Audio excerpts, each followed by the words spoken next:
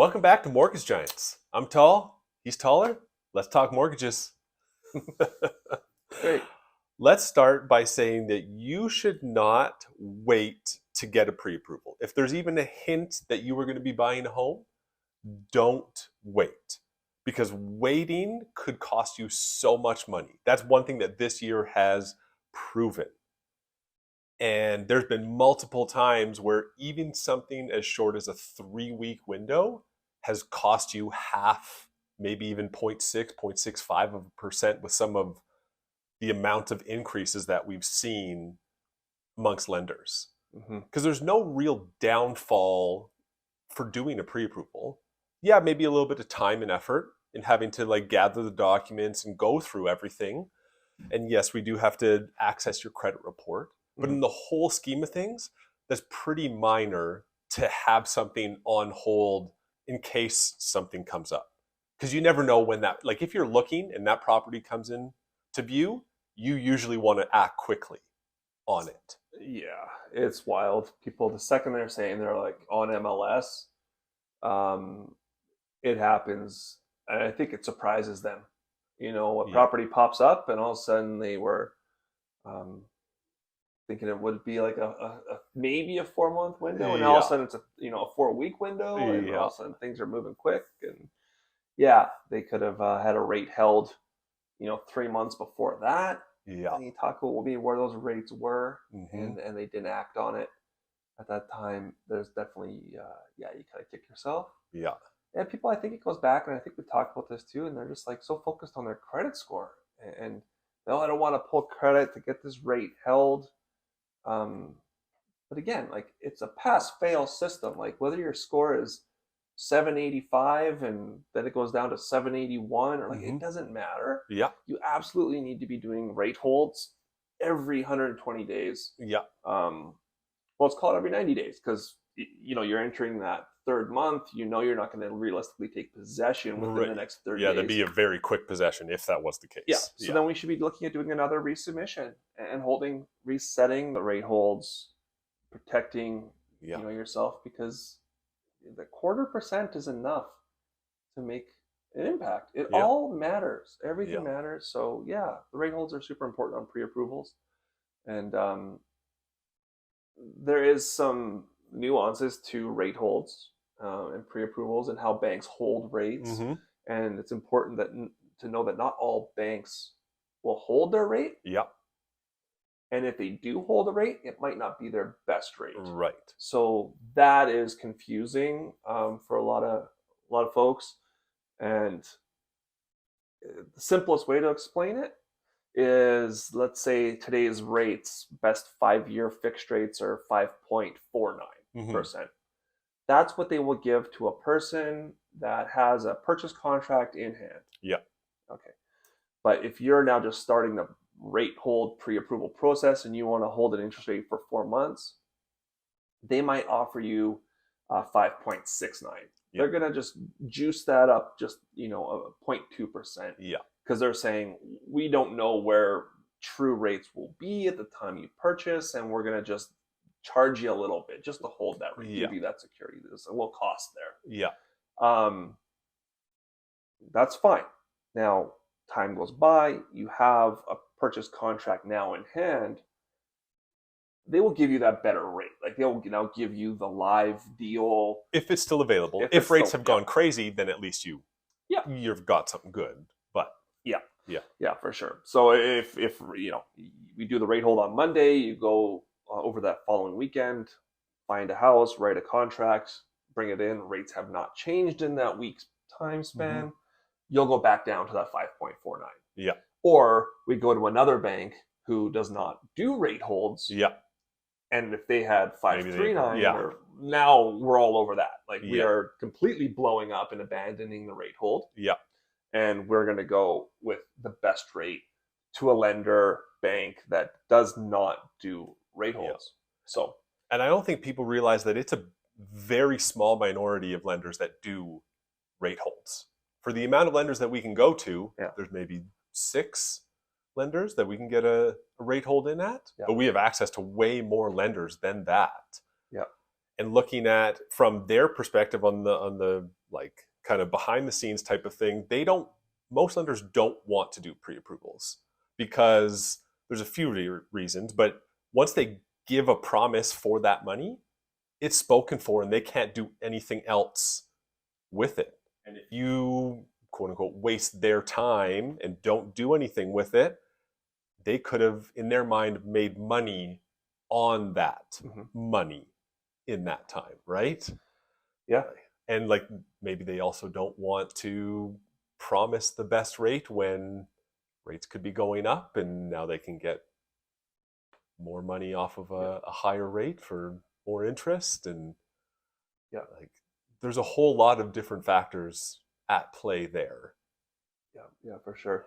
And it is a gamble on a bank's part to say, okay, we're gonna park that money for you and hope to see back here in the coming months with a purchase contract. And if you like go to another lender, you don't buy. Yeah. Now all of a sudden that money has just been exactly just sitting there collecting dust. Yeah. So it works out really well when rates are going up because get that rate held in, put it in, and now rates go up over that home buying period. Yeah. When that purchase contract becomes available, and the rest of the market is now 0.5% higher. Yeah. That bank has now guaranteed themselves that business. Yeah. They have guaranteed that there is no other rate out there that's better. Yeah. And the client gets rewarded for doing the work up front. Yeah. That's great. So that's exactly how a bank would like to see that, a whole sequence of events play out. Yeah. Now, if rates are going down, and they could dip and rise at any time, it's really hard to predict, right? What bank wants to come out with a really aggressive rate special? Well, that's not in Bank A's control. They're at the mercy of, they don't know who's going to be competitive at any point. Yeah. But if rates are going down, well, no broker or brokerage, and maybe I'm wrong, they're not calling in the banks with the rate holds and saying, hey, why don't you just go ahead and cancel that? We're always going to hold it because of the what if. Yeah. Like we don't know. Yeah. So we're never going to call and say, although rates have come down, hey bank, why don't you just release that 300,000? Like, we won't need it. We're certain of that. Right. We're never going to do that. We're always going to keep it. Yeah. Because you never know. Yeah. So when the rates are going down, that money does stay idle, sit, and that does cost the bank, some money. Yeah.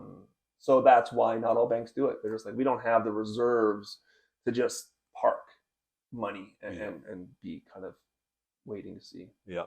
Another thing on the pre-approval rate hold side of things is the type that you can rate hold is also different, where we're only looking at like a 5-year fixed for most lenders, and then some lenders 5-year variable. But like those shorter terms, we don't really have that option to hold with the lenders. So there could be a discussion of like when the purchase contract becomes live, if you want that shorter term, we can go anywhere, but at least let's get a 5-year rate on hold just in case. That is the best way to go. Yeah. And we shouldn't say that no bank will ever hold their best rate. Like TD, for example, like really does. Like if their posted rate, or not posted rate, but if their best rate on the day is 5.49, they will hold 5.49. So they are unique and special in that situation. Another bank like First National, sometimes they are holding their best rate. Sometimes they do increase it. So we can never say never. We do have options. But also usually the big banks aren't the best rate out there, right? No. So there's usually, not always, but usually something better available with the monolines. Yeah. But just back to it doesn't cost anything. You're just doing what you can to kind of hedge your bet a little bit, protect yourself from what the future may bring. It's just all positive. Yeah. Really. There really is no downside. So do not wait. Yeah. Yeah. We don't have time machines. We can't go back in time. We can't, grab rates. So be proactive. Do that for yourself. And I almost wonder if there's just a little bit of a delay in the learning curve of we've had 2 to 3% rates for so long that people, well, whenever it happens, I'll get it done. But now because rates are going up so drastically, it's every day counts in the rising rate market. Yeah. I don't know why. It's a psychological game we play with ourselves when rates are high and we have that looming renewal or that purchase coming up. Because we don't love the rate market right now, Yeah. it's like we put it off. But when rates were good, in the even the 2, low 3, people were like eager to Right. get on it. Like, I want a rate, I want to lock that sucker Yeah. in. Like, I'm doing it. Yeah. Exciting, and as they should. But when it's less than ideal, it seems like that also causes delays where it's like 0.25% at a higher rate means more. Like, Yeah. it really, like, you need to lock that in. Yeah. So Absolutely. So yeah, and that should be the conversation with your broker. Like, call every 3 weeks. Check in. If the market's cool, you're not finding properties, talk about it. Give us a heads up, so that we're ready to send in another rate hold as you're approaching, the expiry of the first. Yeah. Just stay in contact. That's again the other great thing you can do for yourself. We get a lot of people that just kind of go MIA. We do follow-ups and emails and check-ins, and with no response, we can't help you. Yeah. We can't help you strategize. We're just another piece and a professional that can maybe teach you something you didn't know yesterday that you can take to your realtor. Like, holding your cards close to the chest in this type of situation is probably not going to benefit you. Yeah. Absolutely. All right. Well, thanks for tuning in. Check us out next week. Don't forget to like, subscribe, all of that stuff. See you later.